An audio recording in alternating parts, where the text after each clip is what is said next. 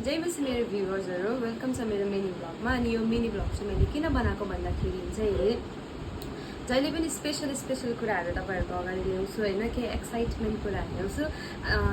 तपाईँहरूको लागि त्यो एकदमै एक्साइटमेन्ट कुरा नहोला, तर मेरो लागि चाहिँ एकदमै एक्साइटमेन्ट हुन्छ नि, खुसीको कुरा हो होइन। फेरि आज पनि आएछ मेरो गिफ्ट, देख्न सक्नुहुन्छ है। यो चाहिँ दिदीहरूले दिनुभएको गिफ्ट, अनि म नुहाएर निस्केको, दादाले यहाँ ल्याइदिइराख्नु भएको रहेछ होइन। अन्त एकदमै रोकिनै सकिनँ कि, अन्त मैले नि हेरेको छुइनँ। अब म पनि तपाईँहरूलाई देखाउँदै हेर्नु लागेको चाहिँ कुर्ताको सेट मगाइदिनु भएको छ। कपडा पनि एकदम दामी, पुरा मन पर्यो।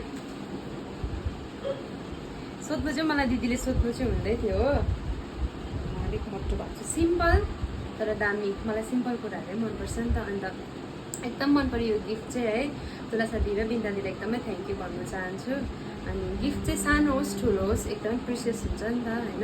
सो मलाई चाहिँ पुरा मन पर्यो, थ्याङ्क यू सो मच।